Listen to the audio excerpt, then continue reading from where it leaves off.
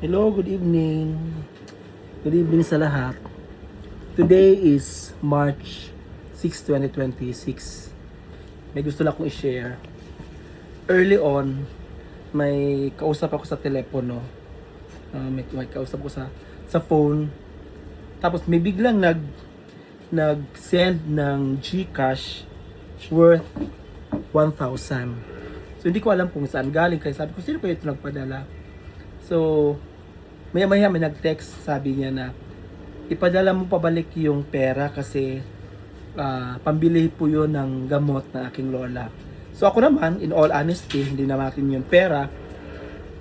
So sinend ko yung nag-text ako sa kanya, sabi ko saan ko ipapadala, anong number ang gagamitin ko. So sabi niya na, nag-text back siya, sabi niya na ito yung number na ang gagamitin mo doon, dito mo siya ipadala. So pinadala ko siya. Tapos sabi ko, oh okay na-send ko na yung 1,000 mo. So sabi niya, ay salamat. Kaya sabi ko, tapos nalala ko, sabi niya na may sakit yung lola niya. Kaya sabi ko na, oh baka pwede kong taga saan ba kayo? Baka pwede naming bisitahin yung lola mo at ipag-pray. Diba? Pag-pray natin kasi alam natin na ang Lord po ay nagpapagaling. No? He is our healer. He is our great physician. So, sabi niya na, ay, nasa Leyte yung lola ko. Sabi ko, ang taga Leyte ka pala. Sabi niya, taga Tacloban. Sabi ko, nagulat ako. Sabi ko, parang, what a small world. Sabi ko sa kanya, taga Tacloban din ako. Oo, taga Tacloban din ako. Ganyan, sinend ko sa kanya. Tapos, nag-exchanges kami ng message. Sabi niya na, lalaki ka ba? Sabi ko, oo. Tapos sabi ko, ikaw po, anong age mo na po? Nag-reply siya sa, matanda na ako. Sabi ko, can I call? Para at least magkakakilalan po tayo kasi pareho lang tayo ng probinsya.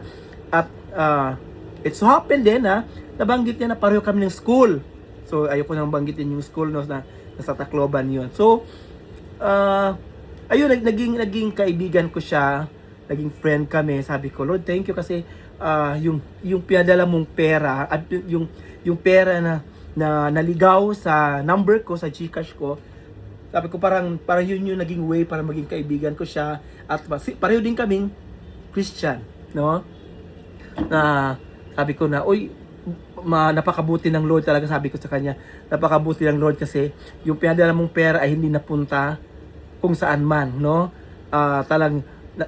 Protect ng Lord yung pera mo at napunta lang din doon sa tao na pwede mong mapagkatiwalaan at pwede ibalik sa iyo yung pera. Kaya sabi niya, oo nga, napakabuti ng Lord.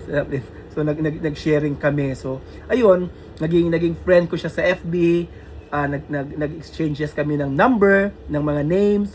So siya po ay nakatira ngayon sa Cavite. Alam ko may family siya at I thank the Lord kasi ginamit lang pala yung pera para magkaroon kami ng ugnayan at nakapag-share kami ng Word of God, ng kabutihan ng Panginoon. No? So, tama talaga yung verse na nakalagay sa Romans 8:28. Sabi dito, all things work together for good to those who love Him. So, sa lahat ng mga panahon, sa lahat ng mga pagkakataon, ang Lord po ay kumikilos sa ating mga buhay. So, I'm really thankful. Kaya nga, ito po siguro yung matawag kong official vlog ko kasi gusto ko lang talaga i-share na sa panahon na nangangailangan tayo ng tulong ng Lord, hindi ka talaga niya pahindian. No?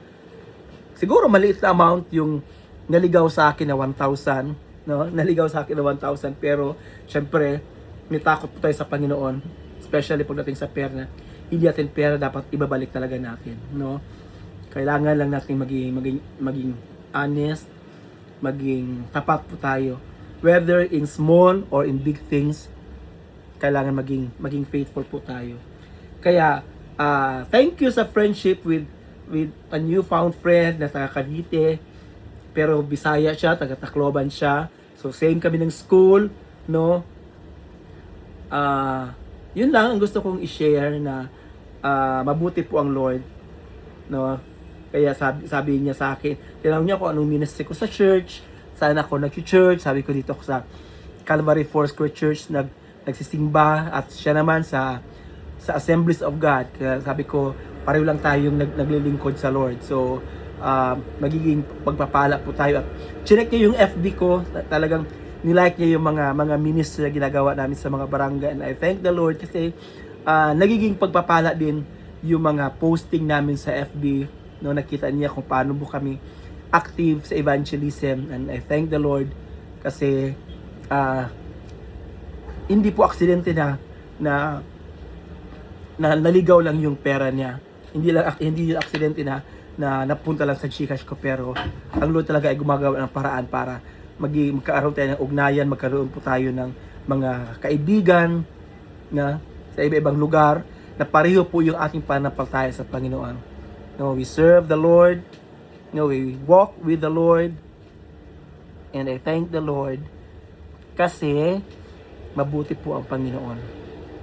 Mabuti po ang Lord. And this is my fur baby, si Angeli. Malambing ito.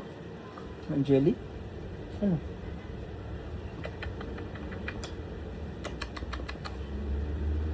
I have 6 dogs and I have 2 cats. So, akala nila na pag marami kang aso, mabaho yung bahay mo. Siguro depende lang yon. Kasi, pag may bisita ko dito sa unit ko, akala nila walang aso, pero nalalaman lang nila may aso kasi pagpasok nila, nagkakahulan ng mga aso, maingay yung mga aso. Pero, wala pong bakas. Ibig sabihin, wala po sila naamoy na ihi. Wala sila nakikita ng may mga poops, no? Wala silang naamoy na mga rag siguro na naihian tapos natuyo. Wala pong ganon. Segue lang yon. Dinagdag ko lang kasi kasama ko yung isang fur baby ko na si Angeli. Mabuti ang Lord. Angeli, mabuti ang Lord. Oo, mabuti ang Lord kasi yung mga fur babies ko pag nagkakasakit talagang pinagpe-pray ko talaga.